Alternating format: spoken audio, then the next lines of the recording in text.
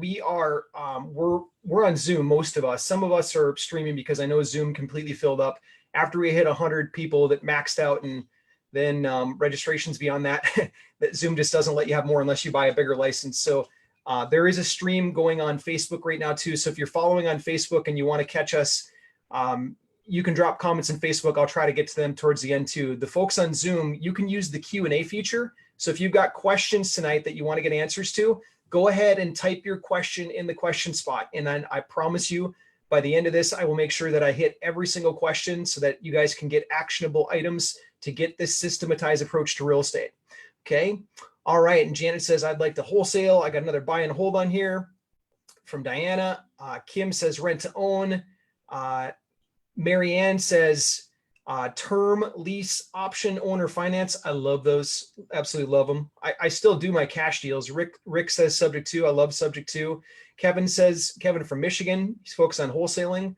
Okay. Christian, buy and hold. We got Shauna, flip. Okay. Richard, rent to own.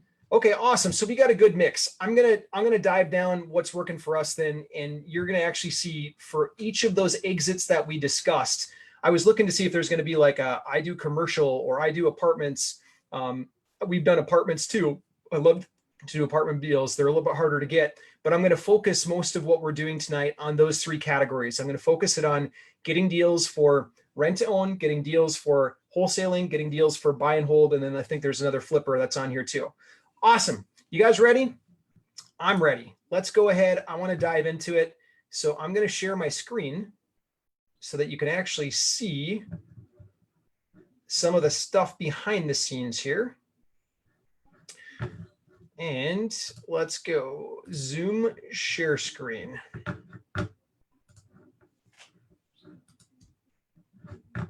So it'll come up over here. So it's going to pop up. It's going to minimize my screen, which is totally cool. And then you can still use the Q&A feature. And then for those of you that just signed on, welcome. Nice to have you. We are jumping into how you can get deals going right now. And I'm going to tell you this, you're going to be a little bit shocked because ads by themselves are dead. Ads by themselves are dead. And what you really need to get going into is something a little more sophisticated, but we're going to make it a little easy for you tonight. Okay, now you should be able to see my screen. Awesome. Okay. Apologies that the margins are a little bit wide. The full screen option's not working so very nice right now. I can do it maybe like this. That'll help a little bit. Okay, so ads are dead right now. And I know that coming from the guy that is sitting here all the time saying, hey, use social media, use ads. It sounds a little bit like, what? Are you kidding me? But it's the reality. Ads are on the decline. Maybe I shouldn't say dead, but they're on the decline. Last week marked one of the most challenging weeks that I've ever had for ads by themselves. I'm going to blame Joe Biden. Joe Biden has a bigger ad budget than I do. He's buying a lot of ads out there all over the place. So I'm blaming Joe. Okay. It doesn't mean, however, that real estate on social platforms and real estate marketing is dead. What we have to do now is we have to do something called a campaign. It's not just, hey, here's my ad, let's convert. That's kind of like asking someone to, hey, on a first date, it's kind of like saying, hey, will you marry me? And that doesn't necessarily always work. I don't know. Actually, I've never heard of a case where it's worked on the first date that someone said, hey, will you marry me? And that person said yes. What happens is there's this nurturing cycle. There's this campaign cycle that has to happen for the conversion, for the lead to say yes to you. There's also a few human psychology things that have to happen. And we're going to be covering those tonight to help you end up with these. And for those of you that just joined and didn't see this, I just signed this purchase agreement a few days ago. Seller signatures on it. This is one of 7 that we've signed in 17 days. Again, I don't say that at all to boast. It's because I want to show you how the system works. Like, this is a systematized approach. It's not just one ad and hope for the best. Okay. So what this is called is inbound wholesaling. And don't worry, for the folks that are here to learn about how to get these for rent to own and how to get these for fix and flip or buy and hold, this works for you too. What I'm speaking about when I say inbound wholesaling is the incoming seller to you. how to get people coming to you, asking you for help. That's the most important part. Now, my next claim is going to be a little bit bold as well. Marketing your business is something that I don't want you to outsource. And I'm going to say it like this. If you decide to outsource this part of your business, marketing for it, it's kind of like outsourcing sex. It's outsourcing the baby making function of the business. Now, some might say, well, Nate, hold on a second here. Like, you're a Christian guy. You can't talk about the birds and the bees on a live broadcast. I'm not going to talk about the birds and the bees, but I want you to remember this principle. The marketing department for your business, that's you. In my business, it's me. I don't try to hope someone else can do it for me. And I'm going to show you some examples tonight of why or what's happened to me when I've hoped before and that hope didn't work out for me. Right now, we have to control this process. It's totally okay to have someone show you exactly how to do it. You put it together, but really you just have to make sure that it happens for your business. Okay. So let's go ahead and get into it. What you're going to learn now as we spend this time together is you're going to learn the exact system that I'm using right now to get quality seller leads coming into me. It's for you tonight. I'm going to take questions that you have. So whatever part of this that you want to break down and dive into, we're going to break down and dive into it. But I've got an entire process I'm going to take you through on this. But this is about getting quality seller leads coming to you. For those of you that I haven't had a chance to meet, I'll go really brief, high level on this. But my name is Nate Armstrong. I painted houses to pay for college. I struggled to figure all this stuff out. I'm not like some real estate whiz. I just happened to get blessed and be with some good people that showed me how to do this stuff. I got to co-found a pretty cool company called Home Invest. That company took off and did some pretty cool things. And then most important to me is I am a man of God. My family comes right after God, and I'm a father as well. So husband, father, all those kinds of things. I'm a normal person is my point, just like you, okay? Now, when I first started in business altogether, I literally door knocked. I door knocked to get paint jobs. So I would literally go door to door saying, hey, seller, or not seller, hey, Mr. and Mrs. Homeowner, are you looking for a paint job? And what would normally happen is they would either say no, or a big dog would come barking at the door, and then they would shut the door in my face. And what I learned really quickly is that that big dog was my biggest killer of making the campaign of marketing work. I'll get to the point in a second on how this works into real estate. So what I figured out is that if I carry dog biscuits, I literally went to the grocery store, bought a box of dog biscuits, put them in my pocket, and then every time I'd hear that dog, I'd start throwing down the dog biscuit. And the homeowner would say, okay, all right, that was pretty clever. What are you selling? And it would give me enough time to at least talk to them and say, hey, I'm a college student. I'm painting houses to pay for school. Would you be interested in a free painting estimate? And then they would say, okay, yeah, that was pretty impressive. Go ahead. And what I figured out is that after I got the dog biscuits in my pocket, that if I knocked on 29 doors, then I would end up getting a paint job. And once I had that number figured out, it made my life so much easier. It just like, if I wanted a paint job, I'm going to go knock 29 doors. I'll go knock 29 doors every time I need a paint job. And that's just the process and the evolution that kind of led me into business. So eventually I finished school and then jumped into the corporate world and whatnot. But I got back into the entrepreneurial world by doing flips, buy, fix, sell, like a lot of people here on this broadcast right now.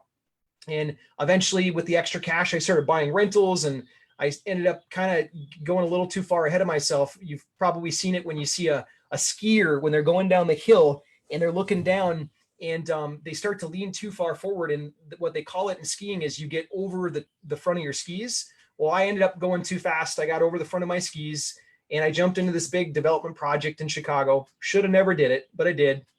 This developer showed me all the numbers and it looked great. I didn't live in Chicago, lived in Minnesota at the time, and I jumped into it. Well, long story short, my job was to secure the financing, guarantee the loans, and then help bring in some of the money for it. Well, $6 million in debt later, the developer resigned, and he said, I'm so sorry, but this is upside down. The city's making us do too much in repairs. I'm out. Now, at that moment in my life, I was scared out of my mind, nervous. I had a family. I had a little tiny boy at the time. I didn't know what to do. And I quickly realized that the money that we had budgeted for carrying costs, it was nowhere near enough based on the new information I was provided. And I had a burn, what they call a burn. It's the amount you have to pay per month to service the loan, the taxes, the insurance. My burn was 50 grand a month. I wasn't making 50 grand a month. No way, no how, not at that time. And so I had to start selling everything, all the rentals that I had acquired in earlier on. Every single one of them had to start liquidating them, sell, sell, sell. Even the one that my wife, 1180 Minnehaha, kind of crushes me to this day because my wife got that house. She rehabbed it with the contractor on her own. She secured her own private money for it. Like, it was this whole thing. Like, we had to liquidate it. Well, we downsized, moved into a 1-bedroom apartment. Everybody kept telling me to quit, just walk away, let the bank foreclose, just get out of it. And in the midst of that like dark time, it was actually my wife and my son that gave me the bright moments. And they said, hey, in the midst of this, you've been a workaholic all the way up until now. Maybe this is God telling you to slow down a little bit. You got to start enjoying life a little bit. That's my wife and my son. That's my little guy, Bianco. My wife, Jennifer, awesome people. I hope that everybody gets to meet them someday. And I want to meet your family someday too. This is what makes us tick, right? As entrepreneurs. Well, these two gave me a little insight and said, you know what, you got to start hanging out with friends again. Where's the most logical place to connect with friends? Facebook, right? So I start reconnecting with some old friends. Even one of my friends and I, we went on a trip to South America. Like, we just started connecting, and I'm on Facebook, and like, I'm starting to see, because I'm still a real estate investor, I still got to get myself out of this bind. Well, I start to see this one guy posting a house every day. Like, I just bought this one using Facebook. I just bought this one using Facebook, this one. And I'm like, no way.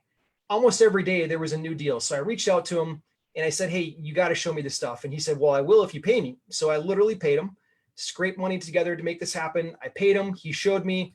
The rest of the story is kind of history, but I got 5 deals, 5 seller signed contracts within 3 weeks. And I don't know for you if you've ever been in a tight spot before and then some big relief came in, some money came in or whatever it was. But for me, like, this was like seeing a lake in the middle of the desert. I was so relieved. It opened up the possibilities for me. My mind said, thank you, God. Now I know the path. Okay, great. And we started going fast. Like, I literally built a whole ecosystem around it. I'm going to show you this. I'm going to show you parts of this tonight specifically that you need. And then it led to the first $100,000 month I've ever had. $100,000 check. That's a check for a little bit more than $100,000. My business partner and I standing there. Very big moment for us. Like, possibilities open galore. Well, from there, things just started to take off. We finished eventually those Chicago projects. I lost my tail on them, but I'm proud to say we finished them, got them to the end of the tunnel, and then we started cranking. Like, it was like being on a rocket ship.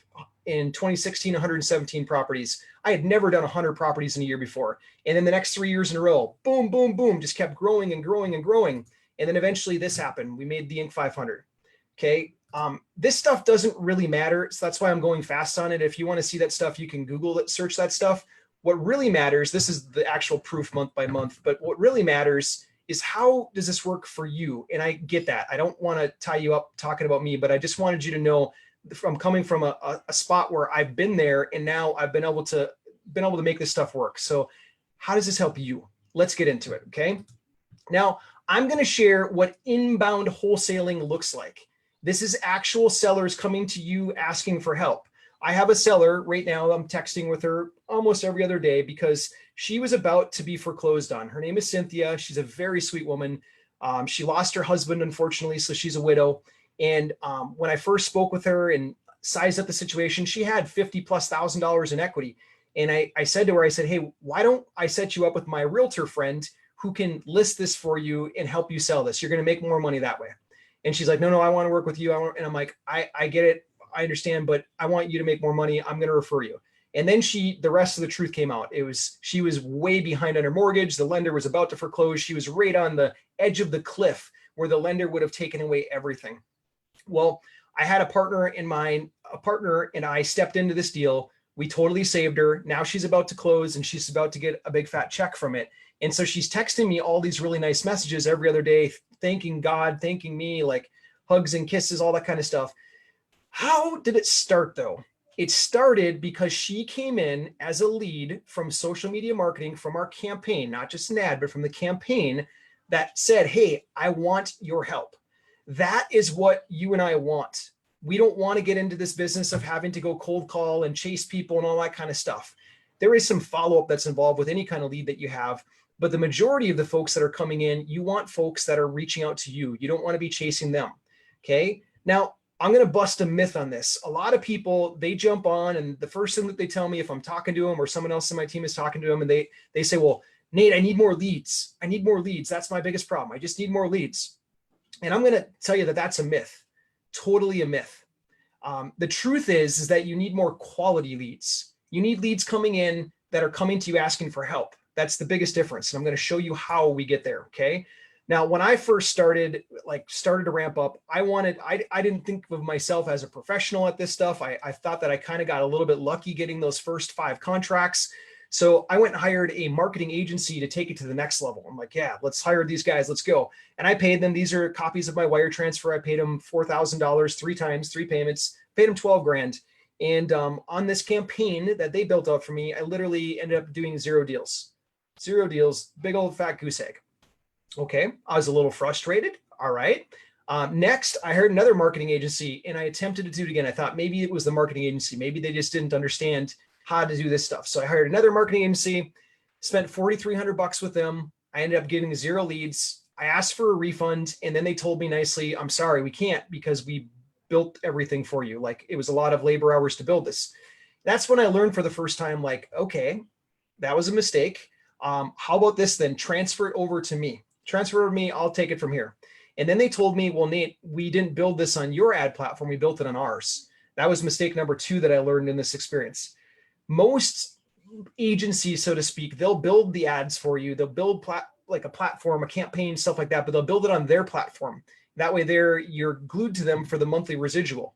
And when I tried to go do it on my own, I couldn't. I had lost everything. So I got a little frustrated.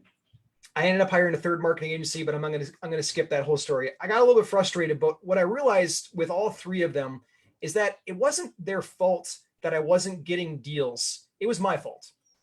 I was expecting them to take their marketing campaign expertise and just magically make a campaign work that they didn't really know, that they weren't in that business themselves.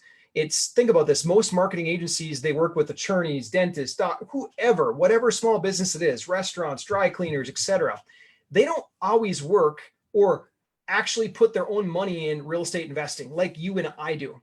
So I made a mistake. They don't feel the pain that you and I do when something gets missed. They get a fixed fee no matter what. They don't speak the same language that you and I do. And what I mean by language, I mean motivated seller. What does Cynthia look like? The lady that called me that's in foreclosure. What is keeping her awake at night? You got to be able to speak that language. And if you can't speak that language, it's really hard to build a good campaign.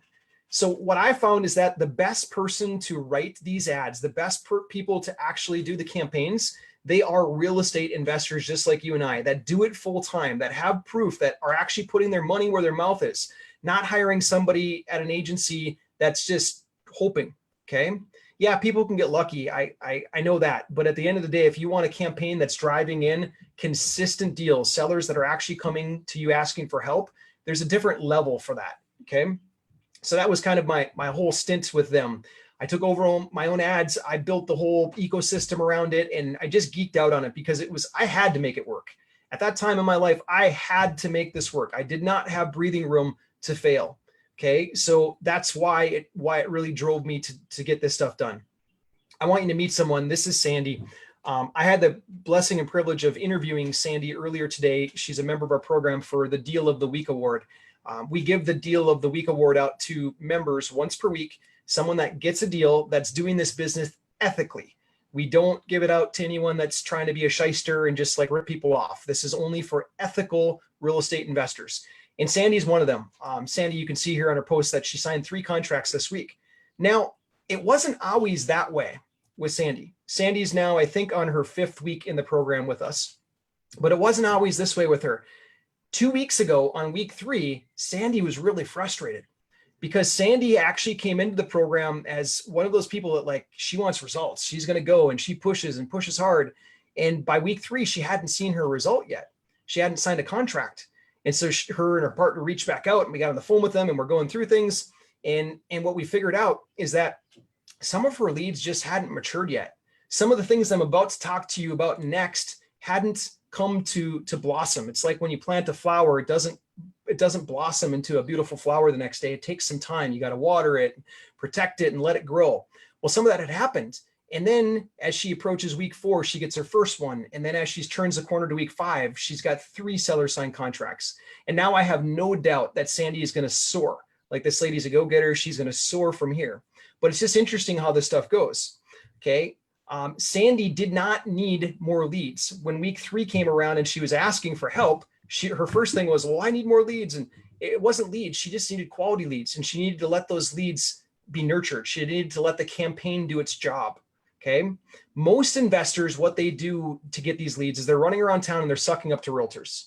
I don't know who here is working with realtors right now. Sometimes you can get lucky and get a deal here and there, but chasing deals like that is not a way to build a business. That's a way to make it a hobby, I guess.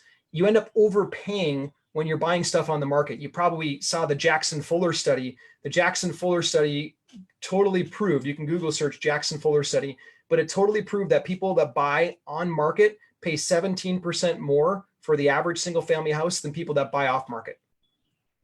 Is it really worth hiring a realtor? Even when people say, well, it's free to work with a realtor because the seller pays the commission. Well, 17% higher purchase price is not free. That's much more expensive. Okay. I want you to meet this guy. This is Scott. Scott, this is a funny post. He said, holy crap, I'm getting leads. I did a screenshot of that because he was getting leads and he was really surprised. When he first reached out to me, he's like, hey, is this all the stuff you're talking about? Is this really true? Does this stuff really work? And I'm like, Scott, what do you think, man? Would I waste my time posting it if it didn't work? He's like, well, okay, go ahead. Sign me up. What do we got to do? Well, we got him up and running, get him off to the races, built him a page, a Facebook page, coded his web page, built the campaigns out, got everything clicking.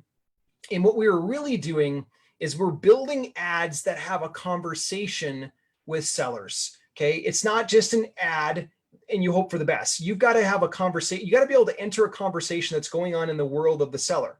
So each of us has these. Like, if we're seeing ads on TV, we think about stuff. Some of them that we're not at all interested in, we automatically tune out. We're seeing so many ads every day that we just tune out the ones that we're not interested in. But what happens when something that piques our interest pops up is we tune in. The secret to piquing someone's interest is to talk about what's going on in their world. Talk about solutions that would help them out. Talk about what keeps them awake at night. So for us, it's kind of like this, and this is for Scott's campaign, which made it so successful, is probate sellers. Probate sellers, this is a unique bunch. Like, this is not someone that's behind on their mortgage payment, getting foreclosed on. They're not thinking about and worrying about bills. This is someone that their mom or dad just died. And now they've got the stress from their siblings about what to do with the property and what to do with the stuff. It's always the stuff inside the house. And so what you got to do to speak to them is you got to write an ad that enters the conversation that they're having in their own mind. So my ad might be something like, and this isn't exact verbatim, but I'm showing you this on the fly, is it might be like, are you tired of going through the probate process? Don't know what to do with mom and dad's stuff? Hi, I'm Nate Armstrong from Nate Buys Houses. I've been helping probate sellers deal with the probate process for the last 2 years. And then you go into the copy from there. And then you build a whole campaign around the pain points of dealing with probate. It's long, it's expensive to pay for the attorney. There's taxes that are involved with the transfer typically. People hate fighting with their brothers and sisters. So we build the campaign around that. Well, that's what got done. And then the next thing I know is Scott's bragging, saying, oh, I got 2 contracts. I was getting a little bit worried. He says right in here, I was starting to wonder, but after 2 contracts, it makes it all good. And so that was pretty cool. And then that turned into this. One day I texted him to check on him. I'm like, hey, Scott, how's it going, man? And he texted me back this. I had to turn it off. And I'm like, what? What do you mean? We jumped on the phone. And then he told me, he's like, well, I had to turn it off because I got too many leads. I'm like, no kidding. He's like, yeah, now we're just running on Saturdays and Sundays and we are good with that. I'm like, okay, I'll take that. That's cool. And then eventually he did a nice testimonial video for us. And then he referred us to this guy. This guy, many of you probably know him, but he's a legend in the space. This is Ron LeGrand. We've been running ads for Ron now for, I don't know, half a year or so, and had so much fun, learned so much from him. But like we're getting to the scale point where now we've got investors in more than 50 cities across the country that are getting results. And it's not by accident. It's because of the campaign that we're talking about, the systematized approach to this whole thing. Okay. So the truth, in this matter for subject number 1 here is that you don't need more leads. You need quality leads. Quality leads will beat out more any day of the week. In fact, I think that more leads sometimes hurts people because you've got too many shiny objects to chase after. Instead, if you just have more quality leads, you can actually kill most of the lead inflow and just deal with the quality ones. Okay. Secret number 2, a lot of people will say, well, Nate, all the sellers, they just want market price, so I can't do any deals. Who has this pain? If this is something that's on your mind, tell me, put it in the chat. Like, hey, who's heard this before? Like, my seller wants market price. They want market price. Okay. There is some truth to this statement that sellers want market price. The thing is that social media, especially social media sellers that we're dealing with, they do sometimes want market price. Okay, here's the thing. I'm going to show you how to get through that. Who would like to know how to get through that and create more deals? JB says, yeah, they want all cash. And Charlie says, and they price my terms. Tiffany says, market price and all cash. Hi from Grace. Hi, Grace. Nice to have you.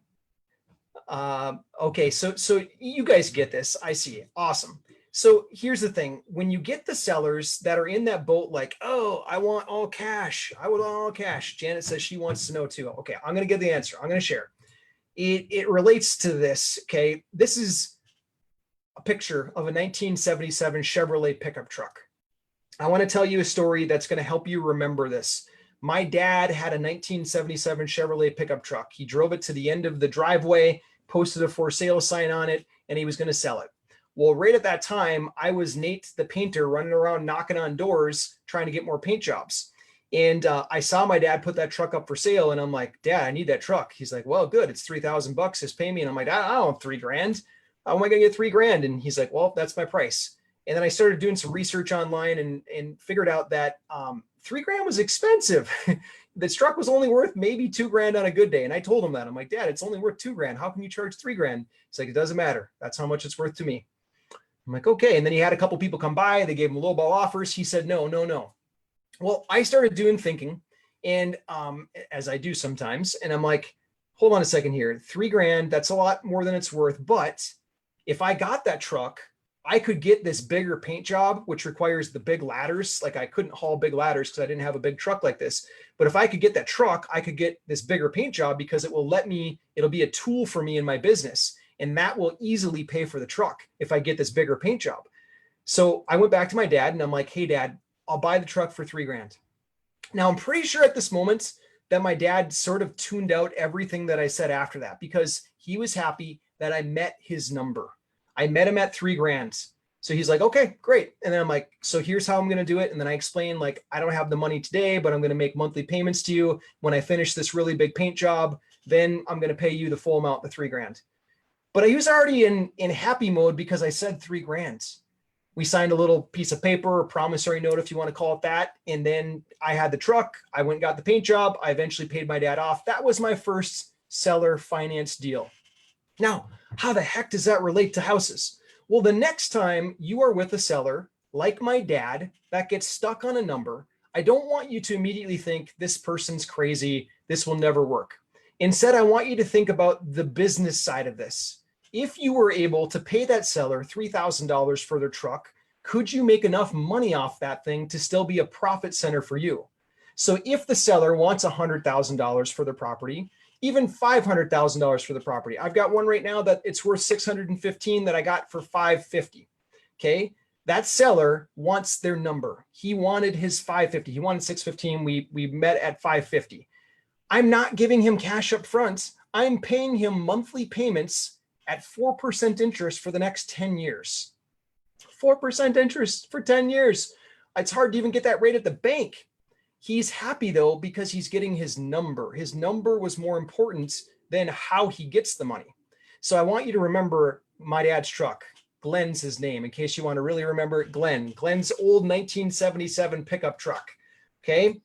Now this philosophy, I don't get me wrong. I don't just do seller finance deals. A lot of the deals that I sign are cash. Like this one's cash. Just signed this one a few days ago. This one I showed to the folks that jumped on early today too, but just signed that one. And we've signed 7 contracts in the last 17 days now.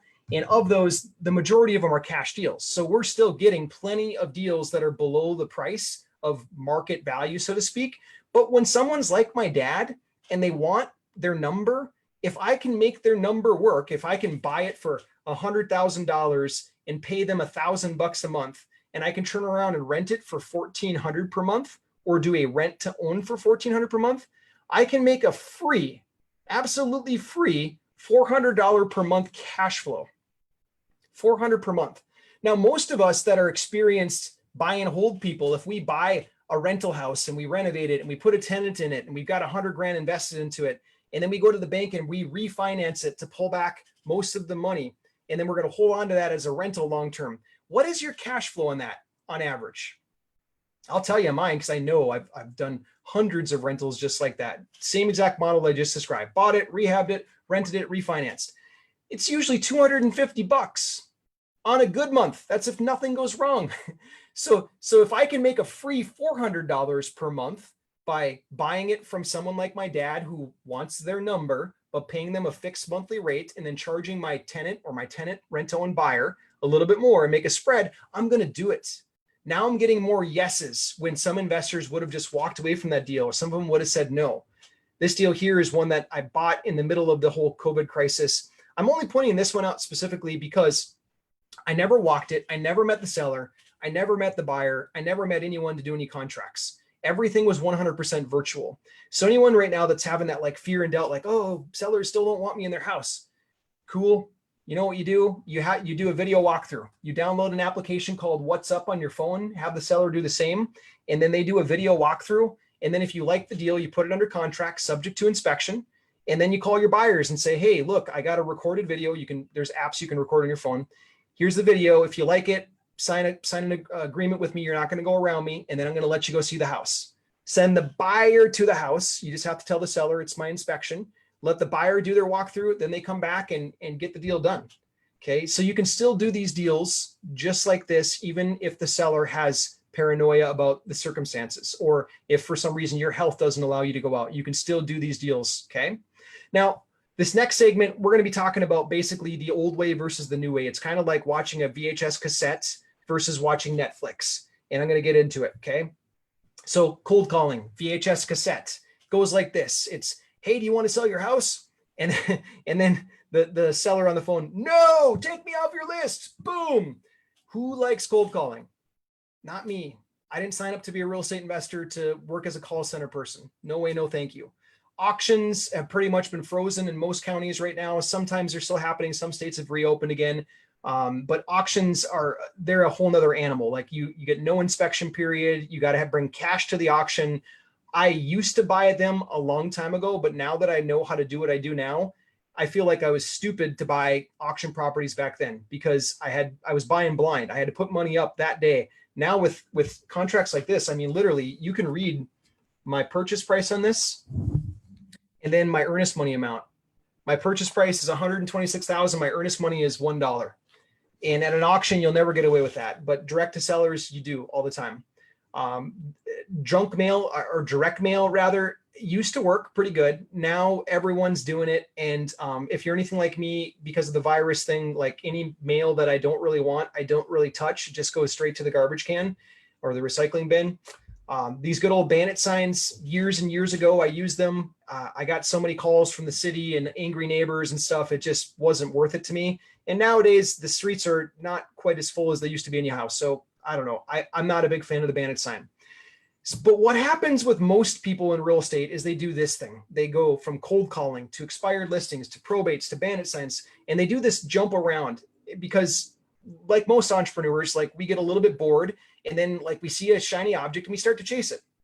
But when it comes to something that's paid, like a Facebook ad, we're talking about ads right now, campaigns rather, we cross it off the list because it's paid. That costs money. The other ones are free. But I already told you the Jackson Fuller study proved that realtor MLS stuff is 17% higher in price on average. Facebook ads, yes, they do cost a little bit of money. Instagram ads cost a little bit of money. Social media ads in general cost a little bit of money. But they're cheaper in the end because you're going direct to the seller. Okay. This new way of social media, what's happening is that if we get onto it and we run fair ads to people and we treat people fair through the whole campaign process, then sellers will warm up to us. Sellers start signing contracts with us. Okay. I want to get into that now. I get a lot of people that say, well, Nate, I have to be an expert, or I've got to have a whole big social media following, or I really need to know this business backwards and forwards and be in the game for 10 years before I can do it. The truth is this, that offers and ads have to come from here, your heart. People can feel that. When you're sitting down with a seller and you're being real with them, they can feel that. They know that. And when I'm talking real, I'm talking like we're going to open up the book to them. We're going to show them our numbers. We're going to show them. I asked the seller Friday. I think he about fell out of his chair. Didn't literally fall out of his chair, but I went through my spreadsheet, the seller net sheet with them, and I'm going through a line item, and we got to the line that said, Nate's reasonable pay. He's like, what's this one? And I said, oh, that's my profit margin. He's like, okay, how much should I write there? And I said, no, that's for you to write. How much do you think is reasonable pay for me to do this deal? And he's like, what? Well, I have no idea. Why are you asking? And I'm like, no, because I want to be open book and I want to talk about it out loud. What do you think is reasonable for me to get paid in this deal? He said, I don't know, 5 to 10 grand. I said, okay, you go ahead and write the number in, whatever you feel is reasonable. Now, if a seller ever gives me on that one, like a crazy number, like $1, then I nicely tell them, hey, I can't work for free. I got to pay for ads to help you sell this thing. So I explained that, but in this one, he was right in line. Okay, great. Write in the number. Now, to some people that might shock them. Like, why on earth would you ever do that? That doesn't work. Yes, it does. I'll tell you what, if you don't do that with a seller, if you don't tell them that you're there to make a profit, you don't have to necessarily show them your margin, but I do. If you don't though, what's going to happen is that it becomes this pink elephant that's in the room. You can't see it. No one's talking about it, but everybody knows that it's there. And you don't want that. That creates distrust. You don't want that. You want to create trust and rapport with the seller instead. So you want to talk about it. Okay. Now, expert wise, this whole expert theme, don't need it. Like, we work with the experts like Lou Brown, good friend, awesome dude. He's having a big event in Vegas actually this weekend. Awesome guy. If you ever get a chance to go see him, I would totally recommend going and seeing him. Really good dude. We ran all of his ads for him, got him up on Facebook for the first time, got him off and running. He's a big name, all that kind of stuff. But I'll tell you what, he didn't want his face on the seller ad. Instead, he wanted to start with an LLC name and then build it from there. So we went from 0 followers all the way up to the point where his team was getting in leads every single day. It was about 14 days it took us to get him a whole bunch of leads just like that. Actually 7 days. 7 days. Look at that. 7 days it took us to get his brand up to the point where he got a whole bunch of leads and he was happy. This one, we talked about Ron LeGrand. He's also another guy, doesn't want his face in front of the seller ad. He'd rather have it be a no name. So literally we run ads underneath my wife's account. Jennifer buys houses for him. And we've taken him from 0 followers. We had 0 followers down in Jacksonville, Florida, where he operates, to getting leads every single day. Okay. So it doesn't matter that they are a big name because we use literally nothing, 0. They started with 0. They're using my wife's account right now. Okay. We've also taken folks that are, I'll just call them the franchise people. It's not literally the red franchise that you see on your screen, but you guys probably know them. There's a lot of real estate franchises out there. And we've taken a lot of them in, and most of them have contracts with their franchise company, the franchisor, that say that they can't do marketing. So what they end up doing is like they work through other people. They work through other wholesalers, like their wife, their sister, their daughter, et cetera, et cetera.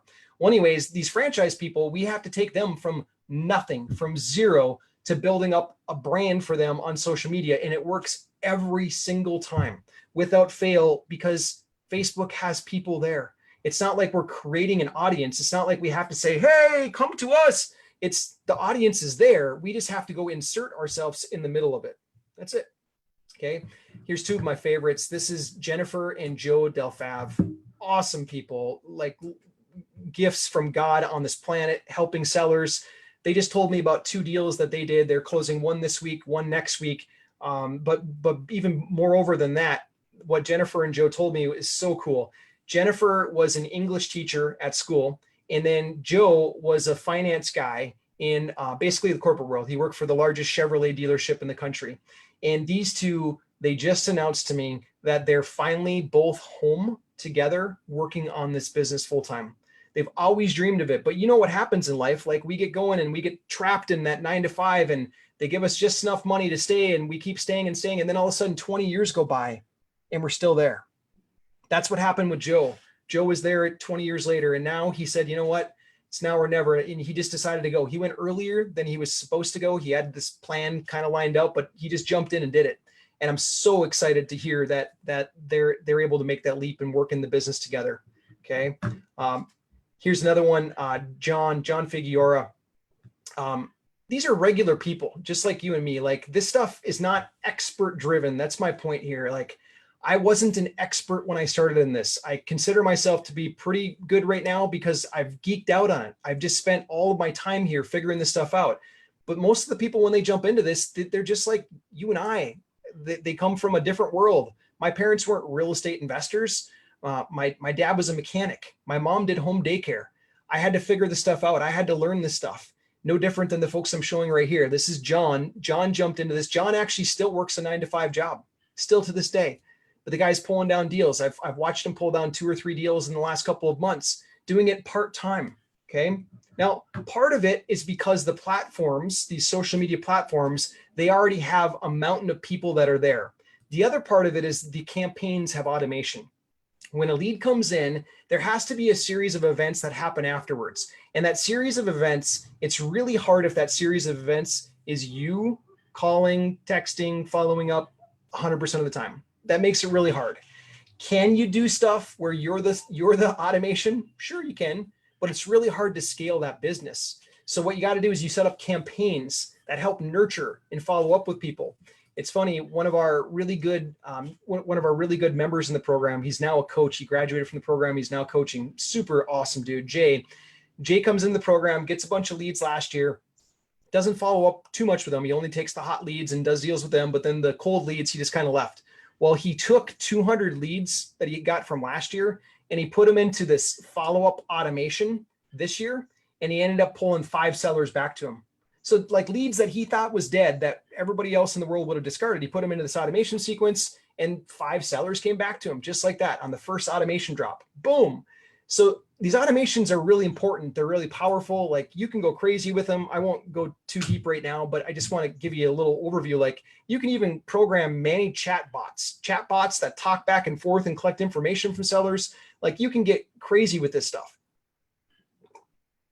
But I'll tell you this, the automations are cool, but nothing beats the heart, your heart in this business.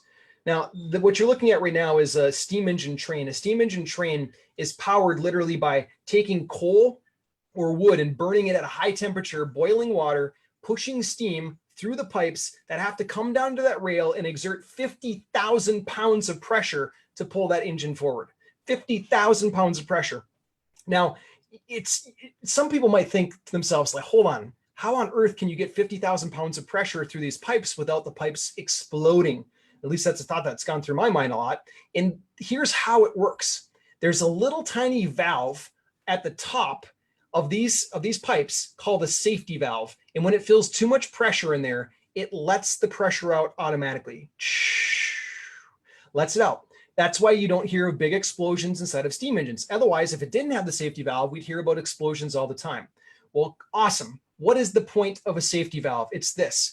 When you're sitting down with the seller, I promise you, you might not see it. You might not even feel it because maybe you don't get nervous when you present or talk to people. I do. I still do to this day. When I'm sitting down with the seller, there's a little bit of a nervousness feeling. I think it's a good thing.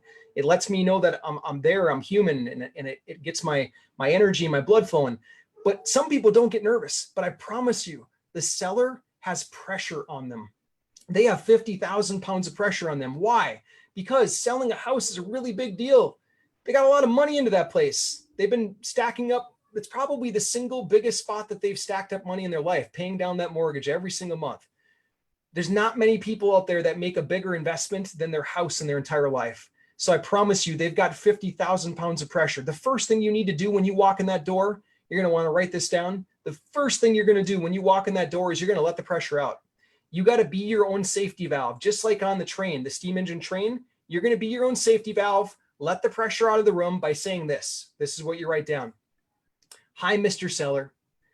I just want you to know that if this works, great. If it doesn't work, that's okay too. I might be able to refer somebody to you if it doesn't work. Is that cool with you? Pressure escapes the room. That right there has saved and created so many deals to me. I'm so glad one of my mentors taught me that. Like, you got to be able to do that. Let the pressure out of the room right away. Okay. The next one, this is part of the heart. Okay. This is part of your heart. Let the pressure out of the room first. Second part of the heart is this. I don't ever want you to give up. Never give up. The best person to teach you this is Archie Williams, who you see on your screen right here. Okay, this man was sentenced to life in Angola prison at age 22. Angola prison isn't just a prison. Like, it was considered the bloodiest prison in America when he was sentenced there. Bloodiest prison. Okay, this man got convicted of a crime that he never committed. He didn't do it. Unfortunately, he was a young man that didn't have a lot of money, couldn't hire a good attorney, and he even had witnesses testify that he wasn't at the crime scene. But the prosecution side didn't care. They were looking for blood, and they put the blood on him. They convicted this man of a crime he didn't do. Well, years later, just a couple years ago, actually, there was a nonprofit that dug into his case, and they figured out new technology that actually took his fingerprints and proved that he was never there. And they matched it to the guy that was actually there at the scene of the crime. Well, thank God, Archie was freed. He was let go. Totally let go after 22 years. Now, in the midst of all of that, like, I don't know about you, but if I'm in jail, locked up for something that I didn't do, I'm going crazy. I'm mad at the world. I'm blaming everybody. I'm throwing stuff. Like, I'd go crazy. Like, that's what I feel in my head. But not Archie. Archie said this statement, and I want you to remember this. He said, freedom is of the mind. I went to prison, but I never let my mind go to prison. He never got trapped, despite all the crap that he was dealt. Never got trapped. This man never gave up spirit, never gave up hope, just kept going and going and going. Okay, so when I say that, I say it for this reason. Sometimes the sellers, they've got this pressure on them. You let the pressure out of the room. Now you give them an offer. I don't want you to give up on that offer. Don't give up on them. Just because they say, no, I can't do that deal, the number doesn't work for me, I don't want you to give up on them. Because I'm going to show you the stat in a minute. It's typically that we need to talk to the seller after the first meeting with them at least 5 times. I'll show you the actual stats in a moment. At least 5 times. So learn from Archie on that. Don't give up. Okay. Another person to learn from on this heart concept is having a positive attitude when you're talking with sellers. Sellers love hearing words like, we will get this thing closed. We'll do it together. This is our project. Okay. If you start to push them on their own little island and they feel a little bit nervous or scared, this is a really big deal to them. Then they might not do the deal with you, but they're more likely to do the deal with you if you use terms like our project. We're going to do this together. They're going to want to work with you. So keep it positive tone. And I can't think of anyone better to teach about positivity than this man. This was the first guy to ever win the Heisman Trophy as a Black African-American man. You know who this is? It's Ernie Davis. Okay. Now, Ernie didn't like just roll out of bed, win a trophy, and like life was all good. This guy started off with a rough life. Literally, when he was a youngster, 6, 7, 8 years old, somewhere in that era, he got surrounded by a mob of white kids who were trying to steal his recycling stuff from him. He was picking up cans and bottles, and he was going to recycle them and make some money. They tried to steal them from him. They were going to beat him down, and they said, "Give me the cans." And he said, "No, I'm not giving them today." And then they started to surround and close in on him. He took the bag of his cans and he ran right through them. Boom. And then he outran 8 kids, completely outran them. They were all older, bigger than him. He outran them. And that was kind of the story of his life. Ernie basically had to fight his way up. But I'll tell you what, this guy did it with such positivity. Even in a clutch game where literally this guy marched the ball down the field to the 2-yard line, and he should have scored, but he got held back by somebody, whatever. He got to the 2-yard line. The coach pulled him out of the game and put a white guy in to let the white guy score the touchdown. Now you'd think that Ernie would be a little upset and be pissed. I would be if I were him, but instead he held his head high And he went back out there the next set of downs and kept marching the ball down the field for his team. And this guy silently won the Heisman Trophy. After that, this guy goes on to help his team win the Cotton Bowl. And then eventually he's drafted to the NFL. Okay. After winning the Heisman Trophy, drafted to the NFL. Now, every single time, if you Google search some of his interviews, this guy is so positive, so happy, always about the team, always pushing forward. Sadly, right before he was about to start playing in the NFL, he got diagnosed with leukemia. And you'd think right at that moment that that would get him down. But if you look at the interview, it's beautiful. He stands up with a smile on his face and says, yeah, as you guys know, I've been diagnosed with leukemia, but I'll tell you this ain't the end of me. I'm going to push forward. I'm going to beat this. And he just had this glowing sense to him, this incredible optimism to him. I want you to learn from him. Learn from Ernie Davis. When you're with a seller, carry that with you. It's going to make the seller feel so much better. They're probably already in a tough spot. When Cynthia called me and she stressed about the bank for closing on her, if I would have said, oh man, you're in trouble, I wouldn't have been her favorite. Instead, I said, hey, Cynthia, you know what? First, I want to try to get you more money. I'm going to refer you to my realtor friend. And then we switched gears and I said, okay, I'm going to be the one to step in and help you out. I got to bring in a partner because you need cash fast. And we worked it all out, but I had positivity with her. And I want you to learn from Ernie, learn that positivity. Now, sadly, Ernie ended up dying of leukemia. So God rest his soul, but man, learn from him. I want to remember his name forever because this man kept that positivity no matter what. Carry that positivity with you when you meet with sellers. Okay, Pro Sales Connection said this stat: 80% of sales are made after the 5th contact. 5 contacts. So that means this one and done business doesn't work. 5 contacts. And then to further back up that study, the National Sales Executive Association, they confirmed it, that it's between the 5th and the 12th contact that 80% of deals are made. Holy cow. How many times have we heard from a seller, no, I want retail price. And then we hang up the phone and we say, I'm never following up with that person. They want retail price. Don't do that. Keep following up. You just never know when that seller situation might change. Okay. One of our guys that worked on another deal for us, he heard that from a seller 3-4 times. No, need retail. And then the seller reached back out to him on the 4th time and said, hey, is that offer you made me still good? Yeah, I got to move now. I couldn't get what I wanted from the other buyers.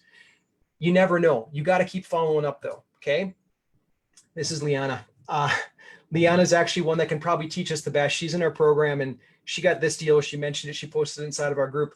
But Liana told me that this particular seller, when the lead came in, she had to follow up multiple times. Like this lead came in written form asking for help. But then when Liana went to call her, nobody answered.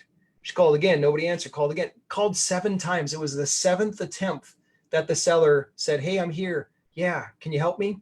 And then Liana was able to put the deal under contract. She bought this beautiful brick house, subject to, didn't have to bring money out of pocket to buy it. Like 7 times though. Like how many of us would have given up on the 5th time or the 4th time? Liana didn't. Okay. Archie Williams wouldn't have given up. He didn't give up for 22 years. You shouldn't either. Okay.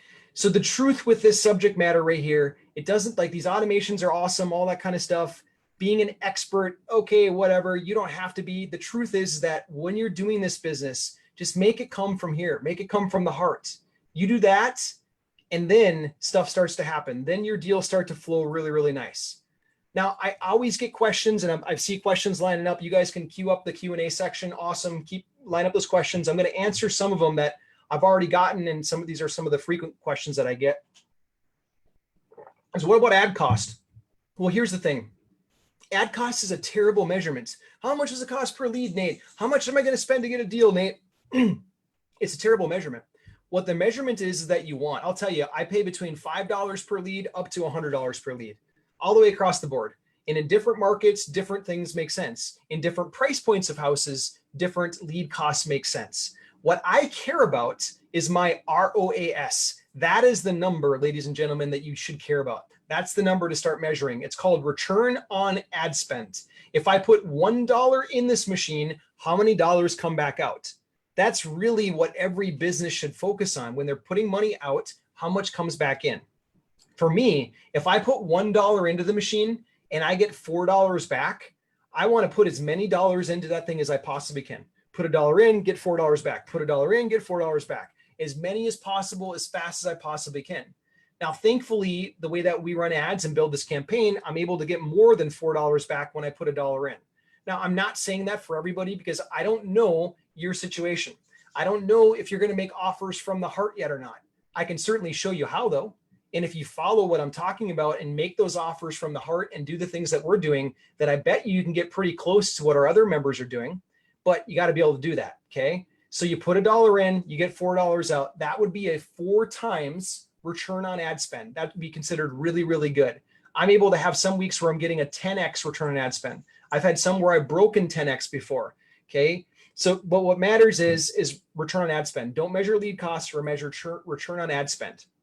What about the time commitments? Here's the thing. This stuff, it takes me about an hour a day to get 7 signed contracts in 17 days.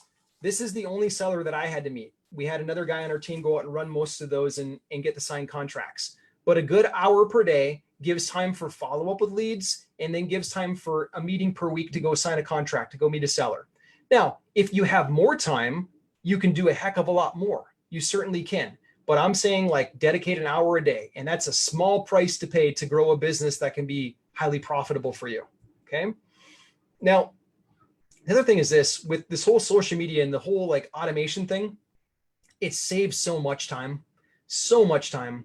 Like imagine the folks that are out there doing the cold calling, they have to call 100 people to get one deal. Social media, I could turn it on, I get 3 leads in. I'm probably going to talk to 1 out of the 3 at least that's going to let me come to their house and meet with them. Like it's so much faster. So you shouldn't just measure like how much time does it take to do this one part of it, the whole social media thing. You should also measure how much time does it save you. It saves immense amounts of time to use social media. Now, I want someone to answer this question for me. Did Moses do, I spelled that wrong. It should be did Moses ever make it to the promised land? Who are our biblical historians here? Nope. Christian says no. Richard says no. Josh says no. Nope. I love that one. Josh says no, but he did see it. True. Tiffany says no, he didn't. Nope. Okay, you're right. Moses never made it to the promised land. They actually sent 12 scouts from each of the tribes into the promised land to spy, to see if it was worthy of them going into and not too dangerous. Well, the 12 came back. There were 2 that said, let's go. That was Caleb and Joshua. And the other 10 said, no, we can't go. The people are too big. We'll get trampled. Tiffany says, I paid attention in Sunday school. Lee says he stood outside. Yeah, you're right. So this guy, like he fulfills half of God's quest. He frees his people, right? Gets them through the desert, away from slavery, and he gets right to the brink, right to the edge of the promised land where he's supposed to lead them into. And then because of his own misguided thoughts and because he listened to these 10 people that came back and gave a negative report, Moses never made it to the promised land. Never. It was actually that whole generation, except for the 2 positive guys, the positive thinkers, okay? Just like Ernie Davis, the positive thinkers, they're the ones that said we should do this. Those are the only 2 that made it into the promised land that were part of that generation, at least from the scouts. We don't know about everybody in the whole like family and tribes and stuff like that, but of the scouts, there were only 2, the 2 that had positivity. So Moses never made it there. Why? Well, his way of thinking got them so far. It got him basically across the desert, right to the edge of the promised land, but not any further than that. It only got so far. That thinking that he had held him back. It wasn't until the thinking of the new generation that would carry them over into the promised land. And I bring this up because I wonder how many of us ever get caught in our old, outdated thinking, kind of like Moses did.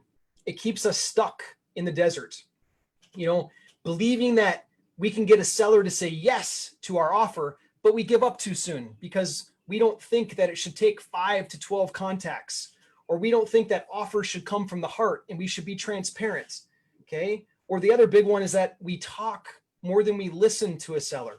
That's another big one. You got to listen, got to really understand where they're coming from. But that outdated thinking is oftentimes what holds people back. And I'm going to ask you, how do you know if your thinking is outdated? Okay. When it comes to the social stuff, I'm going to challenge you on some questions here. And I just want you to think through these in your minds. Okay. The first set. Okay. Do you know how to do this business remotely? whether or not you're going to do it remote or not, doesn't matter. You're going to have some sellers that say, I'm afraid of the virus. I don't want people in my house. So you got to know how to do it in a remote type fashion sometimes, not all the time. I prefer to go on site, but sometimes you got to know how to do it remote. Do you know how to run engagement ads? Do you know how to set up a business manager in Facebook? Do you know how to create Facebook instant forms? Do you know how to get leads directly from Facebook straight to your cell phone so you can be out in the field working while you're getting leads coming in and then call that lead back immediately? Do you have a plan in place to be able to automate this whole system? Do you know how to have your leads sent to a call center or your VA? Okay. Do you know how to get apartment buildings? This is an apartment building I had the pleasure of doing. Got this one. It was a 6-figure deal for us. Got it, wholesaled it. Buyer came back to me about 4 months later and said, I don't like the tenants in there. Can you help me sell it? So we put it up for sale again. And his price that he bought it at was $800,000. We turned around and resold it again for 1.2 million. So I got paid on the front end and I got paid on the back end of that. So any of you that are like, I want apartment building, this stuff does work for apartment buildings. We don't have enough time to go through that right now, but it definitely does work. It just takes a little bit longer. You're spending more ad spend to get to that type of seller. Okay. Do you know how to handle pixels? Retargeting ads. Remember, I did say that ads are dead, but campaigns are where this is at. You got to know how to run campaigns. Do you have a proven plan in place for running ads and not losing money? Do you know how to scale your ads? If you don't have a plan for each of these, then the logical thing to do is to work with someone that does. Now, is this stuff hard? Yeah, it is. It takes some practice. You got to geek out like I did, or you got to hire a geek to help you. Either one. We're talking about creating a business that can be wildly successful for you. And if you get someone that can help walk you through it, then this stuff gets a lot easier. And then all of a sudden, you're like the next generation that can walk into the promised land. Moses didn't get to make it, but the next generation did because of new thinking. Okay. Now you got a choice. You can keep grinding it out, kind of that old VHS cassette style tape, or you can come over to the Netflix version of real estate, which is social media. And I'm sure you know this already, but social media is only growing. If you look at the stats on all these social platforms, every day they gain. They don't go backwards. They don't drop down. They go up. As more and more people get cell phones and get on the internet, and 4G is across the country now, and then 5G is coming almost to every area across the country. It's just more and more people connected, and these social platforms keep picking up. That means that the outdated techniques, they're going to stop working eventually. I shouldn't say that they'll stop. They'll just keep dying. They'll keep dying and dying and dying slowly. Social platforms are where it's at. People spend an average of 35 minutes a day per user on the biggest social platform right now. 35 minutes a day per user. So this platform works. Now, when you're looking for someone to guide you, it doesn't have to be me. I know you could say, well, Nate, that's convenient. You teach us this stuff and you tell us you need to get a guide and that's you. It doesn't have to be me. Okay. This is what I challenge you to do though. If you're going to get someone to help you with this, don't make the mistake that I did and go hire some agency. Agencies are agencies. They work with everybody. They don't speak motivated seller. Don't make that mistake. Look to see that they have results in a non-agency environment and a non-coaching environment. That's the other thing is there's some folks out there that they just coach full time. They don't physically go out and actually meet sellers and sign contracts with them. Okay, so you want to work with someone that's getting actual results in the business of the result that you want to achieve. Okay, are students getting results? It can't be just them. It's got to be something that other people that they're working with are getting results from. They got to be able to show it to you. It also has to be something that's been working for at least 6 months. You don't want like a flash in the pan that works today, doesn't work tomorrow. And then I would get someone that has reached the level that you want to be at. So like for me, I'd want to know someone did hundreds of deals at least. Okay. And I point all these out because that's the standards that I hold myself to. I didn't jump into the whole like mentoring and building out ads for people just to build out ads and make money off of it. Yes, I do get paid to do it, but that is not my primary driver. I have another brand that I want to do licensing with or some kind of franchise with at some point. I want people to come through and have amazing success stories, and I want to be able to brag about them as I start to do licensing. So for me, this whole like build ads for other investors, yeah, I do make some money off of it, but nowhere near the speed in which I can make money off of signing contracts with sellers. My motivation is much, much bigger on this. What I'm going to do is this. I'm going to take questions. I know that we've got a lot of them, so I'm going to go through all of them.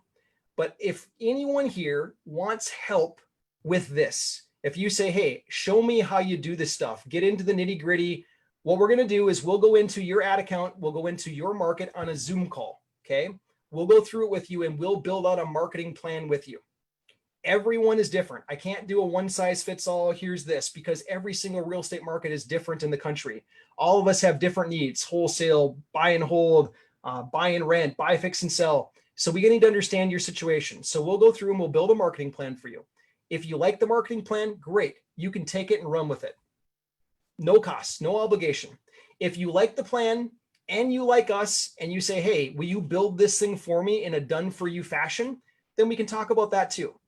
But first, the key is that we're going to add value to your life. If you decide you like us and you want to work with us, you can talk to us about that. If you just want to take the marketing plan and run, that's cool too. What we've realized, especially working with sellers, is that if you go out and you take the consultative approach, where you sit down with the seller, you give heart, you listen more than you talk, you genuinely help them, what happens is there's a percentage of the sellers that always come back and want to work with you. And it's no different in this arrangement. I've got 2 people on my team, including myself, that are ready to do some calls. Okay. We're not doing these forever by any means. And there's only a couple of us that can do these. I got to have someone that's actually qualified doing real estate deals to be able to speak and write a marketing plan for you. So I'm only opening this up for a little bit, but you can book a call right now at socialmediablueprint.com/call. That's socialmediablueprint.com/call. What it will look like is this. There's going to be a page that's going to ask you about 9 questions, I think it is. It's literally your first name, last name, email, phone number, and then a little bit about your business. Okay, that's so that we can be prepared to help write this marketing plan. After that application is filled out, this little quick form, then it will go over to my Calendly page. You'll pick the day and time that works for you. You'll get emailed a Zoom link. I'll also send you a personal text message just confirming that you got it. Okay, that's from me. You can reply to it. You can say hi, send me pictures of your family, whatever you want. Okay, but that text will come. That's to double confirm it and make sure that we're on for it, all that kind of stuff.